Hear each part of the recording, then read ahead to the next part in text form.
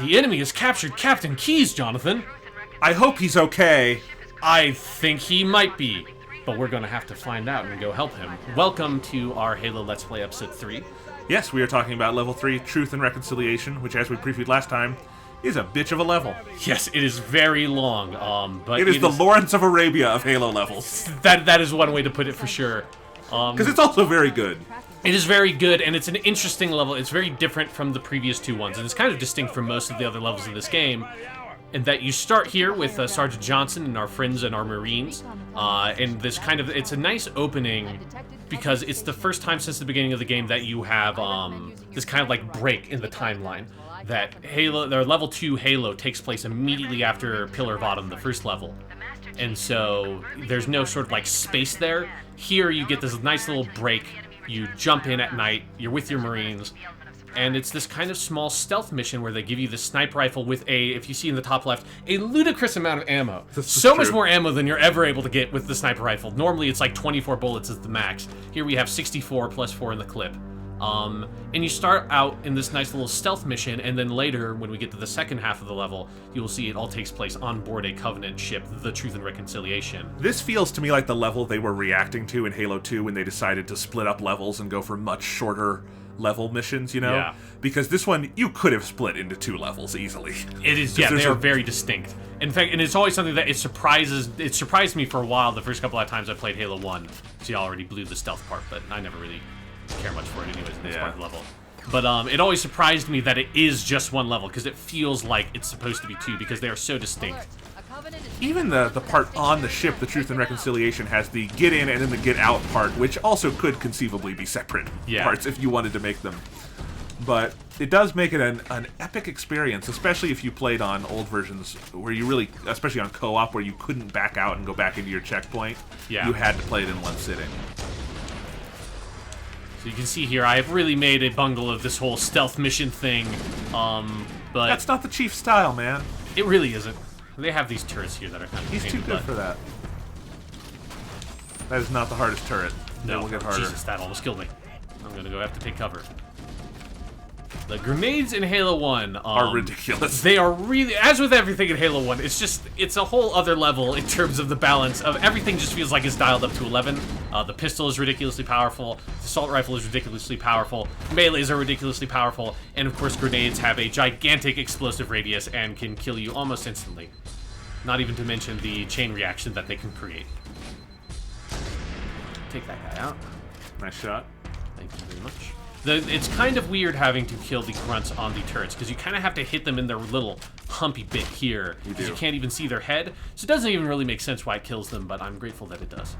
Their humps, like, you know, camels have water in their humps. Yes, that's not true. Camels have fat in their humps. That is a common myth, but... Okay. I'm not going to sit here and let you spread misinformation about fucking camel biology, okay? I'm sorry. That's not what we're here to do. Theoretically, if camels had water in their humps, I was going to say maybe the grunts just have a ludicrous amount of blood in their humps. Okay, and really, it's like you make them bleed out very fast. Here, switch to the new graphics for a second when you can. Okay, yeah. Look how different this is. Like, this area is so barren in the original version, and they've added a lot of foliage and stuff, which I like. And then the skyboxes, there's nothing there. Yeah, it's almost like incomprehensible what you're even looking at. Are we like above a layer of clouds? Is it a canyon? Some sort of strange canyon? I don't know. It is one of the weaker bits, I think, of the Halo 1 graphics, is this kind of skybox. I like the planet threshold up there, and the Halo ring looks good at night. But it is, when you look down there, it doesn't really make sense what you're even looking at. They did improve it. That is a major improvement for the Anniversary Edition. Oh, there we go. First death of the Let's Play. There's not a lot of... That second death, although the first one was you asked for it because I killed Captain Keyes. I'm not counting that one, because there's no way to survive after you've done that. But yeah, that was... You know, I kind of knew I was probably going to die there, because I was a bit far away from a med pack. So that gives us another chance to kind of take a crack at this.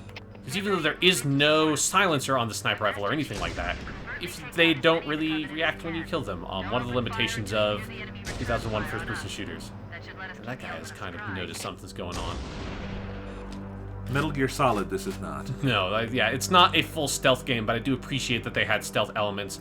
it does help the pacing. One of my favorite things here is that when you go in, zoom in on the sniper rifle, it gives you that night vision. Yes. It's just a cool little bonus. Or you have this, I like the little, you can see the text right below the scope as this guy's shooting at me. When I zoom in on an enemy, it gives you their, like, distance. It's utterly useless information, but it looks really cool. And it makes you feel cool. Makes you feel like a cool military dude. Because I suppose if you were actually sniping people in real life, maybe that would be useful information to have, I don't know. I think if you're doing that in real life, you have a person next to you with but, a separate scope to, like, give you all that info. Jonathan, this takes place in the year 2552, okay? Which is maybe a bit optimistic for the fate of the human race at this point, that we'd make it that far in the future. We're not, But I think we're past the point of needing a spotter, because you have your nice little fancy smart scopes or whatever technology in the Halo universe they have. 2552, man, that sounds much further off than it did a year ago. Yeah, right? That is... Like I said, it's just very ambitious perspective on where we're going to go in the future, I think. But. Hey, this was 2001. We had a good economy for a couple years there. I mean, this would have all been developed before 9/11. Yeah. Bush had only given us a huge tax cut, not a war. It was a very different time. It was a different time for sure. Yeah. You see, I've somehow managed to lose all my health again. So. It's a hard part of the level. Yeah. And we're talking. Oh, I get it. But you can beat these guys. Yes, I believe in you. I'm not gonna have any problem with that. Well, I'm thinking about like all the military stuff. Something I was talking about in the last part is the strange reload animation on the assault rifle, which after I load these guys up, I can demonstrate. Oh, jeez. I love the explosion chains. That was an instance of where if I had been about 2 steps forward, that would have just immediately killed me. But just look at what he does when he reloads the assault rifle. It's that first bit. Like, why does he have to pull the slide back? I have no idea. But it looks so cool, Sean. It looks cool, and it's like, going back to the rhythm of all the stuff in Halo, this is maybe the best reload animation. Boom. The click, click, click, click, click. Like, that pacing to the very, like, stark, kind of basic sound effects has a clarity to it that I just really love the feel of. Bop, bop. This is one of my favorite tracks on the Halo 1 soundtrack. This is one of those ones that is both atmospheric and propulsive, and it's literally doing that in 2 layers. Because you listen here, you've got the kind of weird synthesizer voice doing that atmospheric, but he's got the drums in there, kind of moving you along. And then the melody starts coming in on the guitar. Yeah. And, God, it's so good. That bass riff.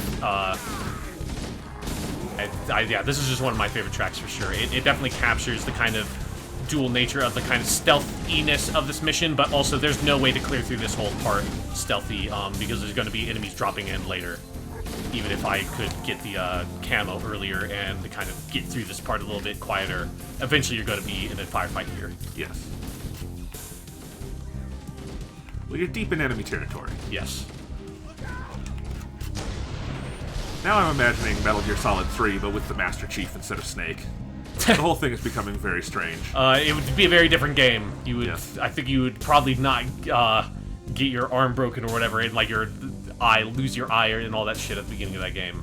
I think you just kind of like kick everyone's ass on that first bridge. It's a bit.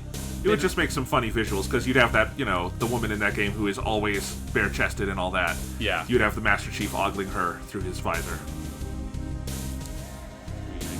Hillside. Is that our first sight of the Needler? Yes, I believe this is the first level that they can use the Needler on. I'll go ahead and pick up the Needler because I don't need the assault rifle that bad. The Needler in Halo 1 is a strange weapon. To say the least. Has a great melee animation. Like, I love this. It's so elaborate. And like, we'll be quiet here for a second because just hear the sound effect. That just... it's great. It's really good. But the weapon itself, it just felt like they couldn't find a good balance for it. It's an interesting weapon for the enemies to have, but it just... the Needler's a hard weapon to get right. I don't think they quite nailed it until Halo 3. The Halo 2 Needler is fun to use when you're dual-wielding it, for sure. Or triple-wielding. Oh yes, if you're using that glitch, that is true. Which survives to the Anniversary Edition, which is wonderful. Get up around here. This is the area where I believe, yeah, where the enemies are going to start coming in. There's a camo power-up over there. Let's see if I can... The Needler like arcs in such weird directions in this version, or in this first game. Oh, I might die here. Yep, there we go. Gonna have to get serious here. No more Needler stuff. The Needler's not very good in this game. Like, you can kind of, if you can get up close on an enemy, you can definitely get it to sort of do the super explosion. But it's so situational. I don't think the Needler is ever your first choice of weapon in this game. No. In a pinch, you can get the job done. And that is one of the fun things about later levels, is you're going to be in a pinch a lot. Yeah. And just have to use what you find. There's a skull you can turn on in this version of the game where you cannot pick up Covenant weapons. Yeah. That would be very difficult at certain junctures of the game. Sure. Okay, good. I stuck that turret. Nice job. Okay, jeez. God damn it. Okay, I'm gonna have to really focus in on here to get through this part because I only have one little tiny bit of health. Another thing that happens, if you go to the new graphics for just a second, you can notice that, like, it's still nighttime and you have that atmosphere to it, but they've managed to brighten up the game enough here and put more color in it that it is, I think, a little easier to play because you're not seeing such kind of monotone colors. Yeah. It's also, you barely can even notice in the original graphics that the Truth and Reconciliation is there. In the new graphics, it is much more apparent that there's a giant Covenant ship. Yeah, I don't know if I ever noticed that in, like, you know, original Xbox playthroughs of this game. Yeah. Oh, that was not a headshot, I guess. Looked like a headshot. I think it maybe got him in his lower neck, which I think would still probably kill you basically instantly, but I guess we'll give it to him. They're tough. They're not going to give up. One little shot to the neck. Yeah, hiding behind that dumb rock. Now you're dead. Their jaw splits in 4 directions anyway. They can still talk. Yes, they can somehow replicate human speech or something close enough to it. Yeah, let's just let the Marines kind of move up a little bit, because this is definitely a part of the game. I don't know if I have honestly ever cleared this part of this game, other than maybe if I've ever played it on easy and had any of the Marines survive this area. Oh, it's tremendously difficult. We now have our guest star on the podcast here with us. Yes, Phoebe, Jonathan's dog, has decided to come in. Now she's leaving. Join us. She's like, you guys are playing games and not petting me, so... You will not hear her because she's not capable of human speech. As far as we know. I mean, but she does have I mean, it would be more believable because she doesn't just have a giant hole in the bottom of her mouth the way the elites do. Yes. She has a mean bark, but nothing to bark at right now. Let's move up ahead here. Cortana to Echo 419, requesting reinforcements at our position. Yeah, see, the Marines have already all been killed, and we're bringing reinforcements in. Okay. I'm gonna try to go for that, camo that's in those trees over there in a second here. I have taken out the turret. There's another turret behind those rocks. And we see the Pelicans dropping in. Almost crushed me, but that's fine.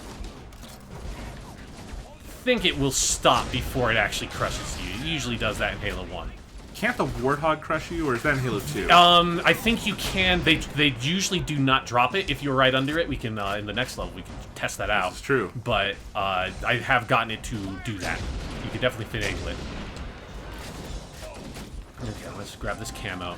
This is something that's really interesting about the Halo 1 campaign. In the level 1 Pillar of Autumn, we did pick up Overshield, and we didn't really talk about it much. But in the later Halo campaigns, they never really put the power-ups in the single-player campaign. And actually, they're not even really in the multiplayer that much in the later games either. But you do get these nice little bits of camo that's really kind of ridiculously powerful. Well, there would be no reason for Overshield in most of the other games. Well, I guess it would be a reason. But without the health pack, it is definitely not as critical as it is in this game. Yeah, because the point of the Overshield is to give you another thing before you get down to just your health layer. Yeah. So trying to remember if there's a health pack in this area or if I need to get into the next section. But I don't think there's a health pack in here. I don't believe so, no. Just to take care of it. Oh. Those needles on Legendary take out exactly 1 bit of health every single time, and so you definitely, when you have no shield, and so you develop a sort of weird paranoia around them when you see needles coming for you, that you can immediately calculate whether or not you have died by the time they're going to explode, based on how much health you have left. Well, you're making it through. Yes, I think I should be good. A little bit by the skin of your teeth. It's definitely one of the more intense encounters at this juncture in the game. There's an example of the music drowning out just as the encounter ends to let you know you're safe. Breathe. Yeah. And it was really impressive in the era of that ability for the music to sort of like resolve and instead of just sort of like fading out, Right. or just stopping mid beat. Basically, it resolves sort of like what it is doing musically, and then you get this nice little bit of quiet, and you get this nice ambient noise. You can hear the bugs, the crickets. Yes, the space crickets on Halo. It's weird. They sound just like Earth crickets. Yeah, it is strange. It's almost like they just went out and... I'm sure took there's some sound piece of sample. Forerunner lore that describes how that is, but... Well, at this point, we did have no idea what the Forerunners were, so at the end of this game, it is implied that the humans maybe are Forerunners, so maybe that was the lore explanation you could have used until they changed that. By the point of Halo 5, I have no idea what the Forerunners are or how they fit into things, because... They're librarians, and they're evil people. Yes? Maybe. Or they actually, maybe the librarian is also an evil person. Who knows?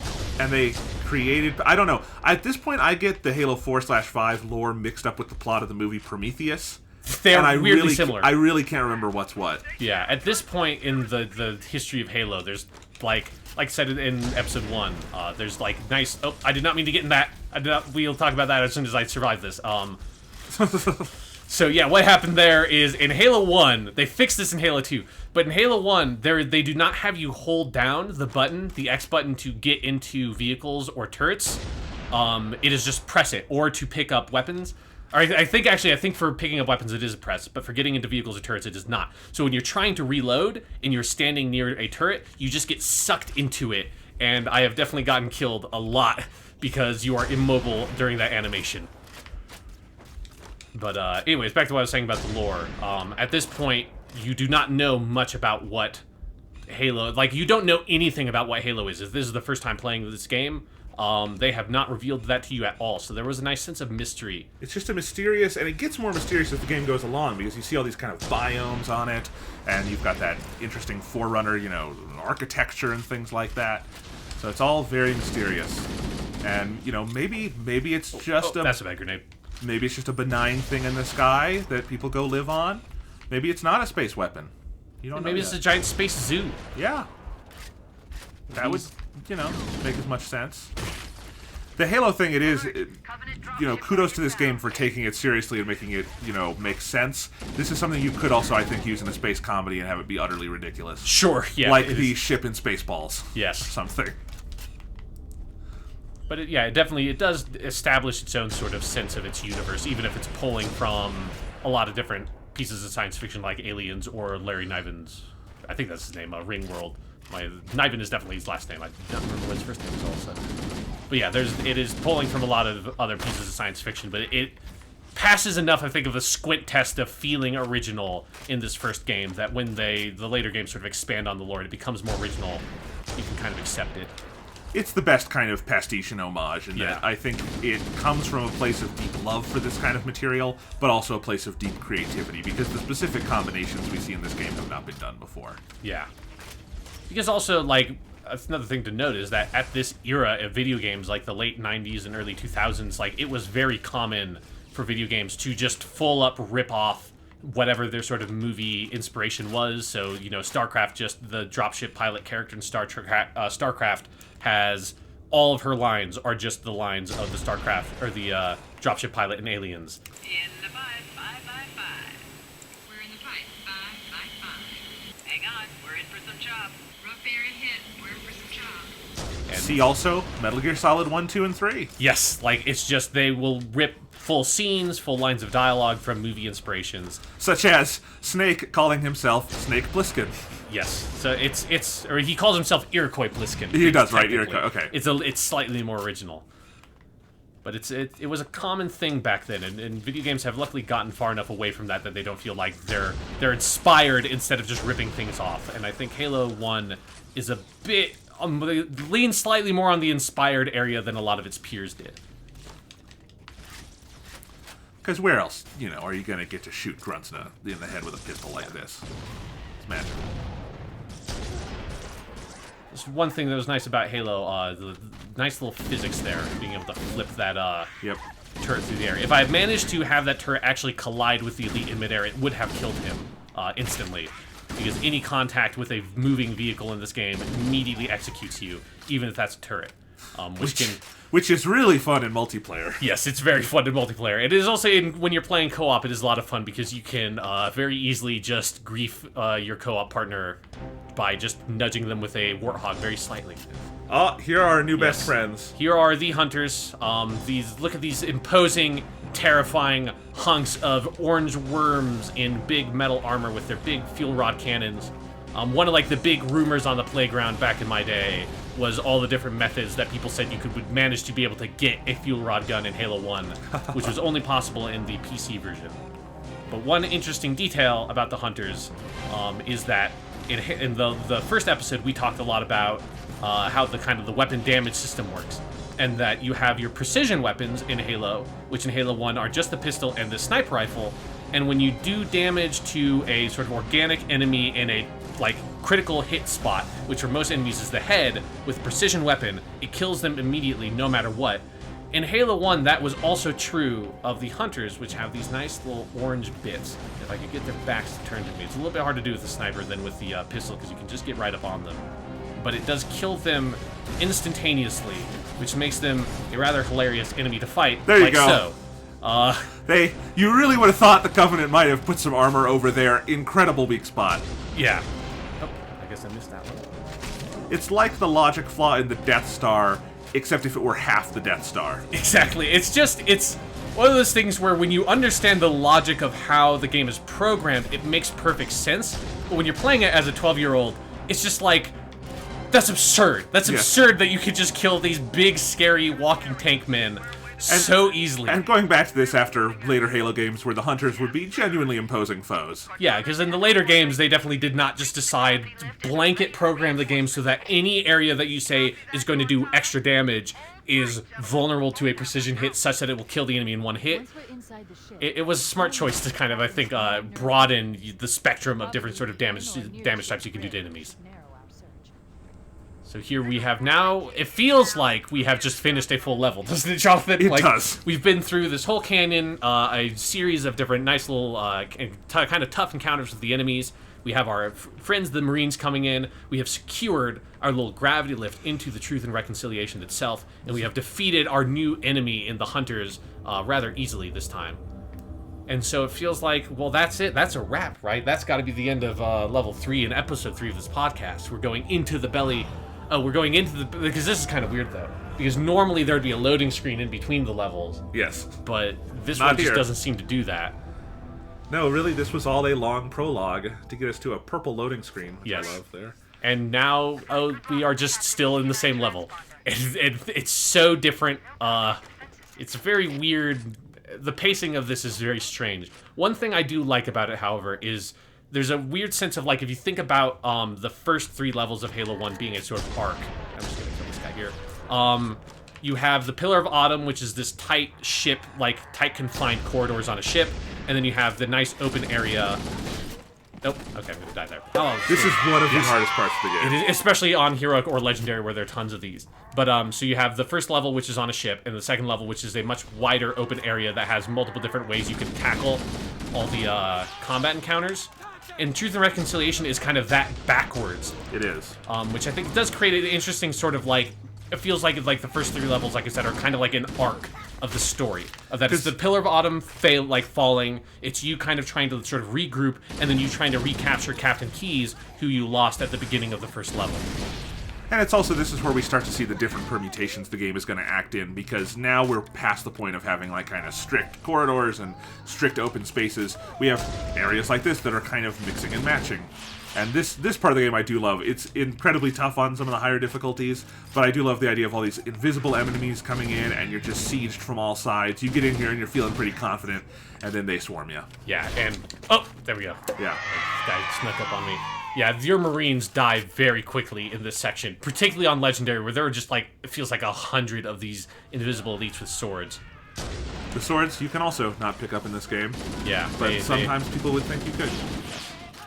One thing that is pretty hilarious, though, is the whole invisible elite, giant, bright, glowing blue energy weapon.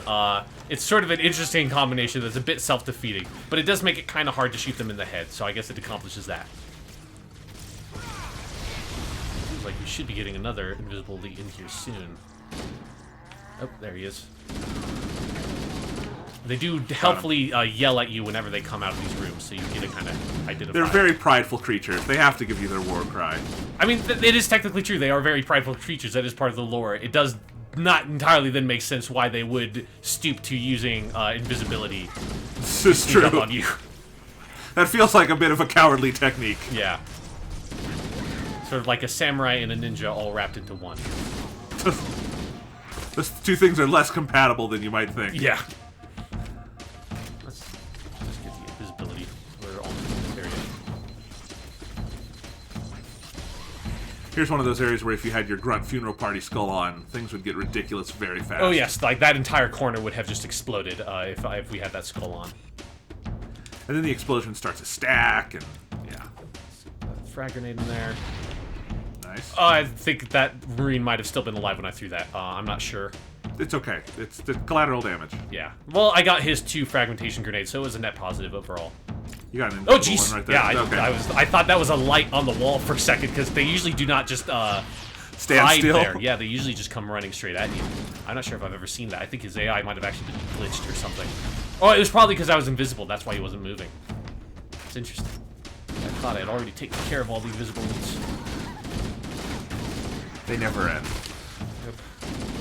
This is something, just thinking about, like, that role that the Jackal did. One thing that is nice about the relative sort of primitiveness of Halo 1 is the clarity of the AI behaviors in the enemies. The AI was one of the things that was, like, the most heavily praised about Halo 1 back in the day.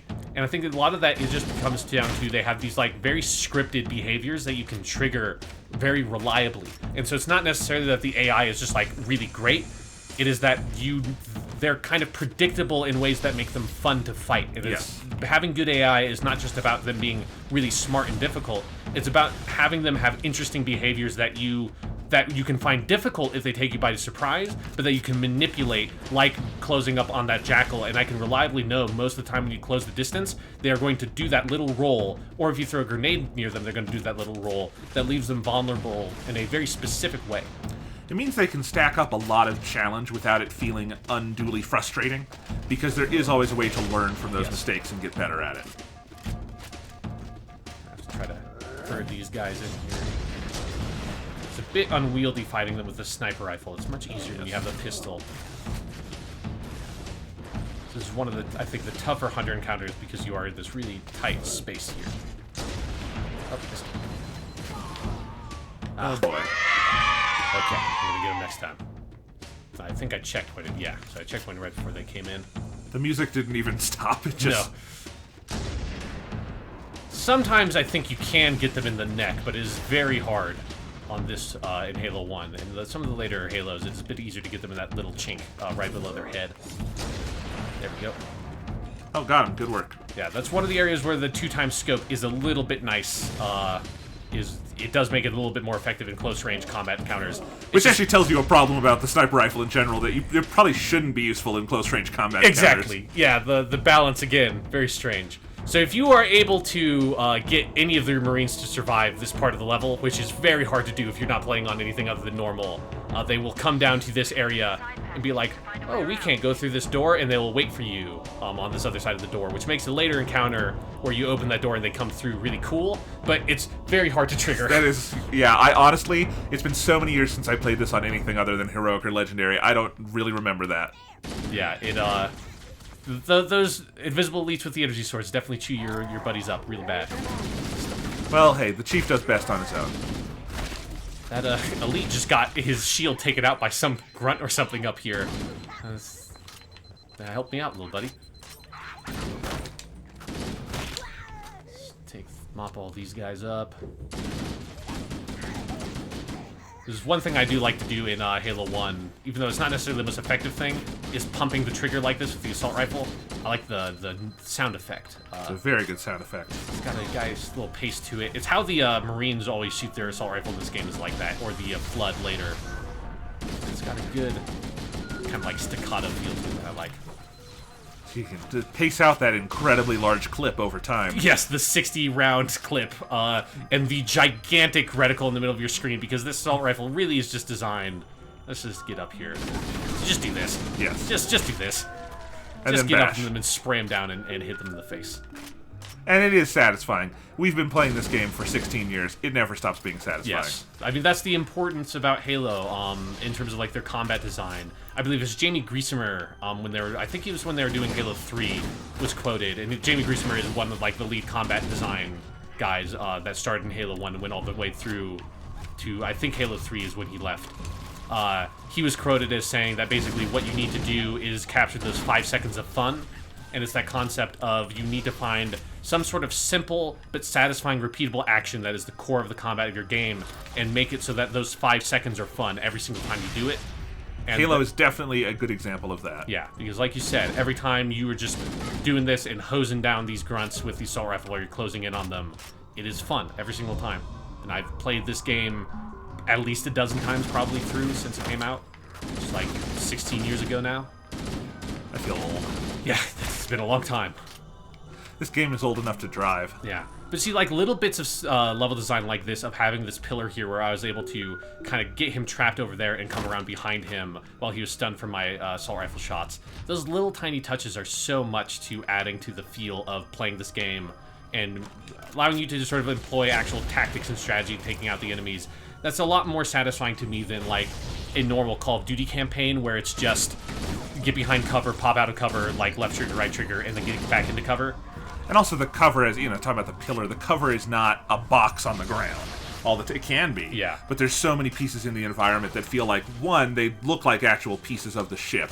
You know, obviously there's a game design function, but they feel aesthetically pleasing as well. But then you can move around them in these dynamic ways. Yeah. And it's just the cover and stuff like that, you're meant to use them, like to move as an offensive thing, not just to hide behind and let your health recover. You're a bit more, even though your movement speed is not necessarily really high in Halo, your jump height is really big, and you are really meant to kind of, the close range nature of most of the encounters, you're really meant to be very mobile in them, I feel.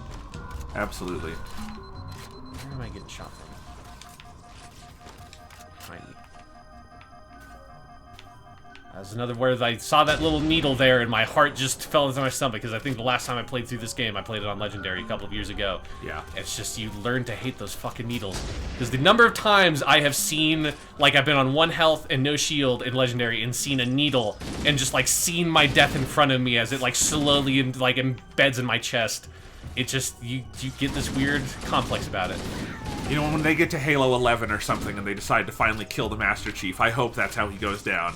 Yeah, by one needle, and it's just this existential terror. It's like he sees it's coming, but he can't quite move out of the way. Oh, that's bad. These parts can get very tough. Yeah, it's definitely one of the harder areas. I think it is one of the slightly weaker levels in terms of the design. When you have those big box rooms, it's a bit harder to get a sense of the flow of the encounter and how to be effective. I did not take this guy down quite as smoothly as it did the last time. But again, you can see what you were talking about there, Yeah. where moving around the pillar and that mobility of cover. But And that is maybe one of the problems in the box rooms, is that you're kind of flanked on all sides. yeah, and you don't quite know where all the entrances are going to be, so and especially on Legendary, the strategy for this room is just to pull them into this hallway over and over again. Yeah. Which I'm going to try to not do here because it's a bit boring. But we got him. Stupid asshole jackal. That grunt. Actually gonna switch to the new graphics here for a second, as we can see how this is a big improvement. I feel Yes. is one of this and the library, I think, are the 2 biggest improvements in the anniversary version, just because it's so dark and the color palette is so one note in the original. But this is also a good example of, yeah, it's so monochromatic in the original, but when you go over to the remastered, it's the same feeling. They've just done a good job making it feel richer. Yeah, it's just there's a good sort of variation of the different kinds of purple instead of this just sort of like flat purple and light blue that the original has. Yeah, it's still shades of blue, it's just more shades of blue. Although they did change the doors very radically, and I don't know if I approve of that. Yeah, once I clear this encounter, we can take a look at those doors and you can air your grievances. That's going to be an exciting segment. Coming up on the Weekly Stuff Podcast Let's Play, we're going to bitch about some doors. I'm going to let you bitch about some doors, because I don't remember anything about how the doors are different. I don't think I took note of that. Did I get stuck? No, okay. You're good. You flew right over your head. Like, I was scared for a second, Yeah, too. I was really worried, because I could kind of see the light, and I was worried that that light was emanating from my skull. And, that would be a very terrifying thought. That's another one of the things when you think about living in the Halo universe. Getting stuck with a plasma grenade would be the most horrifying thing. Because you just have those last 3 seconds when you know it's going to happen. Yes. What the fuck? What? There's something on your head. Is it a spider? Get it off! And, you know, there would be the people who, like, got it on their foot or something and survived having their legs blown off, and it would just be the worst PTSD. So here, this is an appropriate area now, because you see we have to go through this door. We do. And so this is what, take a good look, this is what the doors look like in the original I like that version. they're these 2-panel things. Yeah. And They then, look interesting. as you see here, Yes. this Now is they much open... more Halo 3 looking. Yeah, and they open, like, in 3 different directions, and... Look at that. What you'll notice if you go back to that with the old graphics is that those doors, you know that can open because they've got this light blue tint to them. But in the other one, it's just this green, and then you have a red when it's not. Yeah. And I don't know, there's something about that that's like, I like the subtlety of the doors just having a color around them. Now let's see if we can find a locked door. There's a locked door. See, I like the kind of red ring around it versus the... I mean, it's visually clear and everything. But yeah, it's just it's purely a nostalgia thing. Yeah, I do have to say, I honestly think the new ones do have a nicer clarity to them, because it's not this room, but there's a later room where, like, the locked doors are not as clear, as this one is very clearly locked. That's true. But in some of the other ones, that, like, little red outline is a little bit harder to identify. But it is one of the more sort of extreme bits of redesign. I'll give you that. I don't actually really have anything against it. As I said, I do like the new graphics on this level in particular a lot more. Yeah, I'm just kind of flipping between them.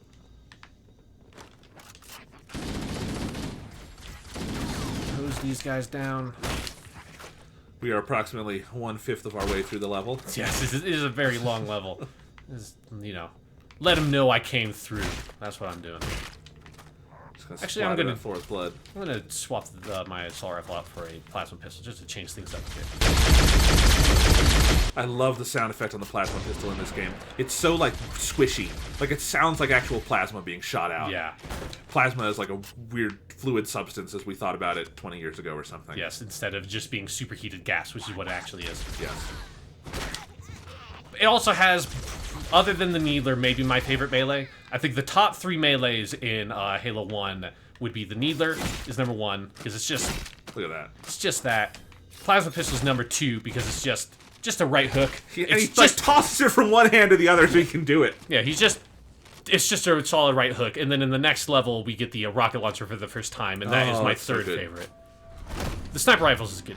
It's kind of good. Just because it's ridiculous that you would ever even think to do that to someone with a sniper rifle. Yeah, I feel like you'd break the gun. Yes. Like, I feel like it would be almost unusable as a sniper because you wouldn't be sure it would shoot straight anymore.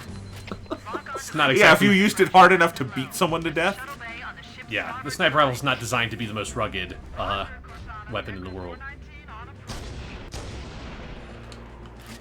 Yeah, but the thing about this plasma pistol really is, it's just that semi-automatic fire is very satisfying, and in Halo 2 they really kind of nerfed the power of the plasma pistol because you can just Well, God, off guys with this thing. I still have like a residual hatred of both the plasma pistol and the Magnum from Halo 2 because they're so utterly useless in that game. And in other games they've been able to, I think they went too far. They overcorrected in Halo 2. I think they found a better balance for both of those in subsequent sequels. Yeah, definitely. It's a tricky thing when you have that kind of diverse weapon set of the different kind of like the ways the plasma and ballistic weapons can play with each other. The balancing, I think, is pretty tricky. You can see here something I do like about Halo 1 that the other Halo games don't always do as much is the sense of like every once in a while you are rejoined with the Marines and it feels different, even though I think probably most of them just died in that giant explosion. But yes. There you had that long section that we were alone kind of like crawling through the ship, and then now we have this really big firefight where they're all shooting the Marines and sort of their attention is drawn to them, and it kind of feels like it's a team effort for the kind of like 5 minutes that the Marines are going to survive on Heroic. Team effort in so much as they are all there to support one person and ultimately die for them. Well, you know, the humanity is on its final legs, Jonathan, okay? Like, if you can give yourself for the glory of the human race and let me you know, get that health pack a little bit easier and give you some fragmentation grenades that you are carrying, I think that you've served your purpose nobly. Get on these weird... Like, in Halo 1, I never understood what these things were. In Halo 2, they put weapons and stuff in them, so it made more sense. This is just like these weird purple crates that I think are they're everywhere. lockers, and that's where the grunts and the jackals and everyone have, you know, their clothes, change of underwear for when the chief comes through, if they survive, pictures from home. It's a biometric lock. You can't open it. You say change of underwear, but these guys ain't wearing nothing, Jonathan. That's true. They have no genitalia. They're just... That's one bit of the Halo lore Halo lore I do not know, and do not really care to know, is the reproductive cycle of different species of the Covenants. All done through the mouth. Okay. Jeez, you've clearly thought about this more than I did. Is there any maybe bit of fan fiction resting somewhere on the internet we should know about, Jonathan? No. Okay. I have written no grunt blowjob fanfiction. Great. That's a good thing to be able to sort of like stand up proud and say. It really is. I think, you know, if you ever want to run for political office, you got to make sure. That's one of the things they ask you. Is there any grunt blowjob fanfiction hanging around on the internet that could be used in an attack ad? I mean, Jonathan, in these days, honestly, I don't think that would sink your chances much. That's very true. That would still be a more stand-up, noble thing to have out there than anything our current president has ever done or said in his life. I'm going to access the Covenant BattleNet and locate an override code to open We're recording this after a very fraught political evening. It's true, so we might be venting a little bit here and there. Oh, this is something that is fun about this level, is you get to see the Wraith for the first time, the Covenant tank, before anyone's actually piloting it. Yeah. I always thought that was a neat little touch, that you kind of get this little hint of this big vehicle before you have any sense of like what fighting it is actually going to be like. Oh, what is this cool little thing? You find another level and like, oh fuck, I wish no one was driving that. Yeah. Can you pilot a Wraith in this game? No. The only... That's what I thought. You can pilot the Ghost and the Banshee, but you cannot pilot the Wraith. Okay. At a certain point, some of these games all blur together in those little details. I had kind of forgotten how many hunters are in Truth and Reconciliation. Oh, there's so many. Because this is our 5th and 6th, right? Yes. The third pair. And there's got to be at least one more. Yeah, so once they introduce the hunters to you, they go real buck wild with these guys. One of the skulls is where they came out of, which is an absolute bitch because if you weren't there, right here. you gotta like restart. Yep. And if you checkpoint past it, you have a lot of game to play.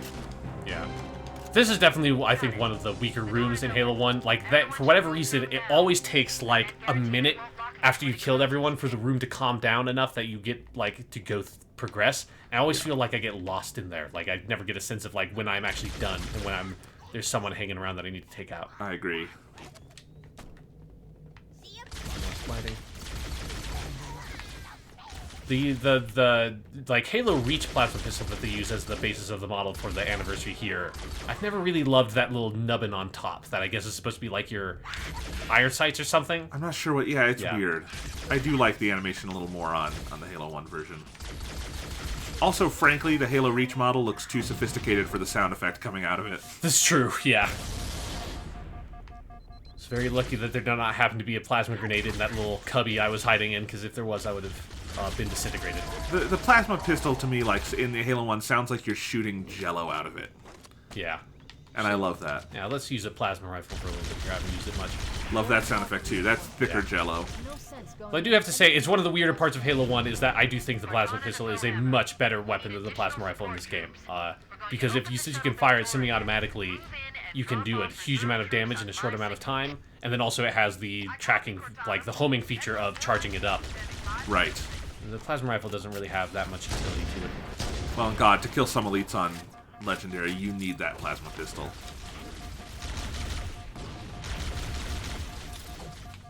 I have found a real bad spot to hide here. That's not a great source of cover. I forgot the enemies come in behind you here. I always forget. I've played this game so many times. This is a part that it always catches me off guard. I should know better by now. You should know better by now. Okay, yeah. You know, I'm trying to talk and play at the same time. You forget these little details. It's true. Okay, let's get rid of that stupid plasma rifle. Don't need it. We tried it. We did our due diligence. Yeah. Got him. That's one. Nice. Stick his little hand around there. He's gonna get shot off, little friend. And see, yeah, this is where they come in behind you. Where were they? You know, they were hiding. You know, they were in one of those little jobs boxes and all that stuff.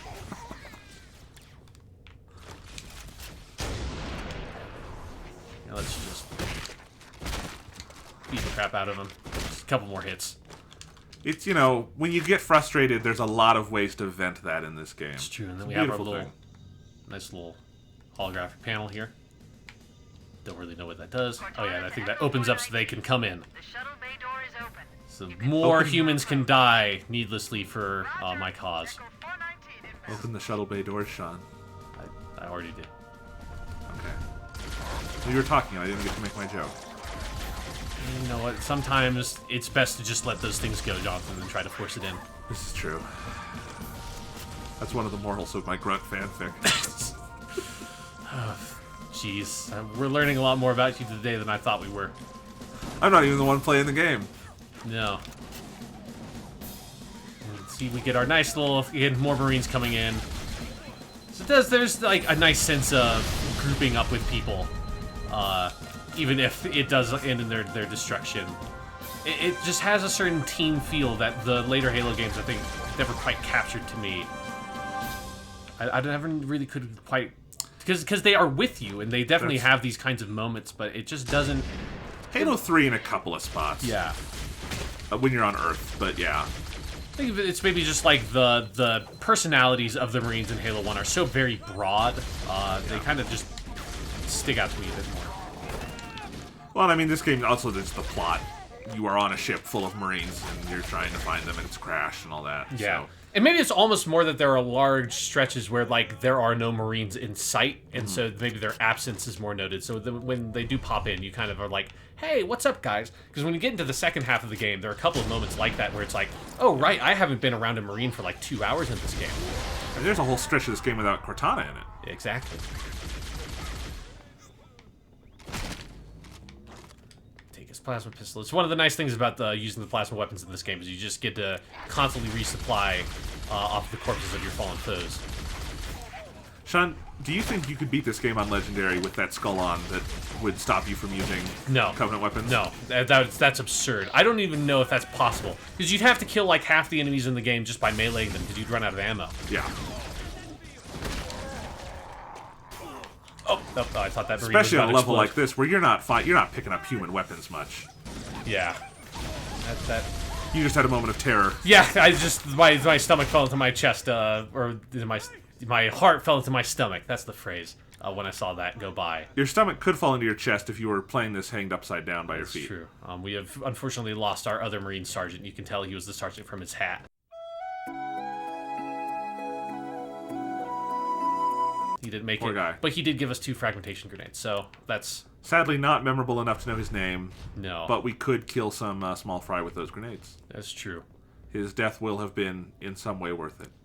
I mean, again, like, anything you can do to kind of prop me up in this game, I think you're, like, really working for the benefit of humanity as a whole. So this is a memorable room. Yeah. For a number of reasons. We're going to come through here again in this level. Yes. And then later in the game, we're going to find a certain captain here. Yeah, this on Legendary... Oh god, everything just exploded. On Legendary, this room, every time you come through it is notoriously difficult. Because there are... It's another example of a room where there's not a lot of cover, and there are a lot of different entrances in here.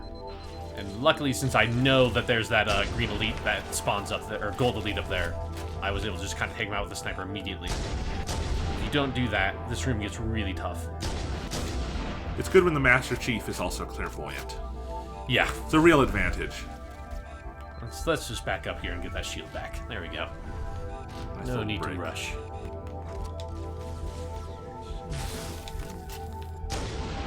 And he's down. There's someone else over here. Oh, and it's another thing to notice, just because I was thinking about it, the motion tracker in the bottom left is a really cool thing in Halo 1. I just always felt like most first-person shooters don't quite have that, and there's a nice bit of extra situational awareness it lends you, particularly in multiplayer that makes stealth more of a thing, and I'm about to blow up. Stealth is more of a thing, but Yes. not when you get a giant glowing blue flame on your chest. the situational awareness of the motion tracker just lets you kind of like take advantage and have control of the combat scenario a bit more than you do in other first-person shooters. It keeps you from being sort of swarmed all the time without like your knowledge of the sort of basic direction of where the enemies are coming from. Oh, Jesus. You can do it. You can do it. I can't do it. I can't do it. There you go. Dead. Gave me my Marine friend, just sort of threw him at me. This is a very intimidating tactic. Unfortunately, it didn't work out for him in the end. It was very brave of that Marine to stand in the line of his sword. Yeah, you know, just kind of throw your body at the enemy and you serve your country well, or your planet, really. Yeah. The stakes are high. You know countries anymore.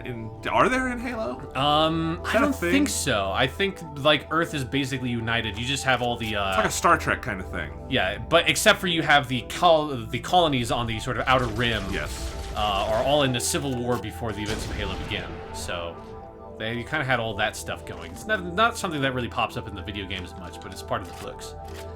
It's interesting. That could have been a direction for some of the 343 sequels if they wanted, I think, would be to explore some of the human dynamics. Yeah, that once the war with the Covenant is gone, what happens to the politics of all the different human colonies? Yeah, and again, I do see the reluctance. Halo probably is not a series where you should ever be shooting other people. Yeah. Except in multiplayer, which, whatever, that's, you know, a silly side thing. And there you're, like, actually shooting other people over the internet, so it's, I don't know. That makes it better or it makes it worse. I'm not sure which. Makes it more satisfying when they're shouting in your ear. It's true. Oh, Jesus.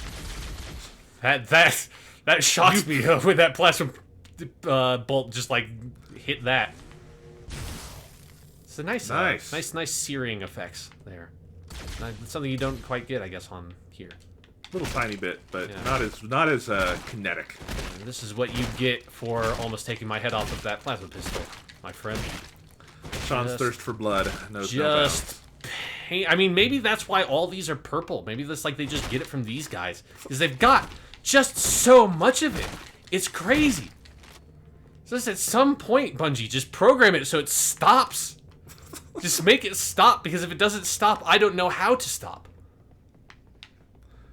Once you pop, you just can't stop. It's very true. Pop in this case being their head. And really just kind of their entire body and their circulatory system itself. Because you don't really see the source of the blood. It's just, it's like it's going through their pores. Yeah, it's like they just bruise immediately and so severely that it just spews blood. The skin. Yeah. There's an invisible guy in here somewhere. I think you just shot at him. Yeah, I don't know if he's dead yet. Nope. There he is. Oh, there's two. Yep. They always come in pairs. I don't know why. Maybe so that they can see themselves. Jesus. And they're the other's eyes. Come on. Thank you. So you see, they've taken some of our human friends prisoner. Unfortunately, brutally murdered one of them. Yeah. They made an example out of that guy. Which is weird, because he had a med pack with him, so I don't... Maybe... I think he was crawling over to it as he died. Yeah. Was probably, like, fiddling with it and, you know, passed out. I mean, more looks like he's reaching for that frag grenade, which is, like, fair enough. I don't know why they didn't take away all of his fragmentation grenades before they threw him into the prison cell. Also, zoom in on that again. The frag grenade is the size of his head. I mean, you know, all the, that's actually an interesting little bit, is that all the frag grenades and the weapons and stuff are all made to scale for the Master Chief, who is like 8 feet tall and he's a super soldier. So yeah, when you look at like the humans carrying the human pistol in particular, it looks utterly absurd. This guy's very sad and dour. Got a cool little scar. Yeah. I don't remember if this. Yeah, this is the one where Captain Keyes is in. I think there's another one of these you can go into that doesn't have any people in it. Yeah. I've actually managed to keep my sniper rifle ammo all the way through this part of the game, which you usually don't do. That's pretty cool. We're almost a third of the way through the level. Yes, we are in the last section of Truth and Reconciliation. We've reunited with Captain Keyes, the first time we've seen him since, like, he gave us our pistol that was loaded but not loaded. Yes, sir. So this, like I said, it sort of concludes to me this kind of, like, narrative arc that the first 3 levels make, and I think it from meeting Captain Keyes to rescuing him. Exactly. It just has a nice sense of pacing that pushes you through the game. And then we just got the first instance of the title of the game, Halo. We're finding out that Halo is a alien super weapon. which is something that I found out this twist so long ago. I always forget when you play the beginning of Halo, you don't know what the Halo is. Right. It could be anything. Yes. It could be, you know, a really fun place, and the rest of the game is you and the Covenant teaming up to go on bike rides around Halo and whatnot. I mean, maybe it's just a giant space Ferris wheel, and that's what it was sort of built to be. You know, you just get to have a nice ride with Captain Keyes, and, you know, when you get at the top, it stops for a little bit, and you kind of, like, slowly put your hand on his knee, look into his eyes, and you don't need to say anything. And you don't say anything. And slowly you embrace one another. And then the Halo ignites, and then all life in the universe is killed. That's my fanfic. Okay. Yeah, you go on and on about, like, Grunt fellatio. I'm, like, writing the high-minded literary stuff about, you know, Master Chief and Captain Keyes' last date on Halo.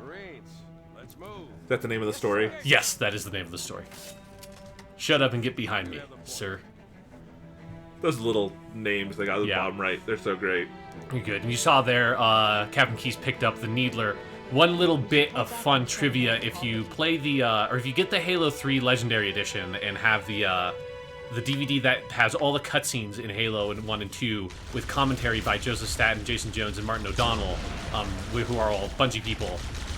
Joseph Staten tells you this fun little anecdote of that originally in the game, Captain Keyes, since he picked up that Needler, he would have this helpfully this the Marine is demonstrating, that AI behavior that some of the Marines would have of them shooting dead corpses. If Captain Keyes did that before they programmed for this, the needles would all super combine on the corpse, explode, and kill Captain Keyes.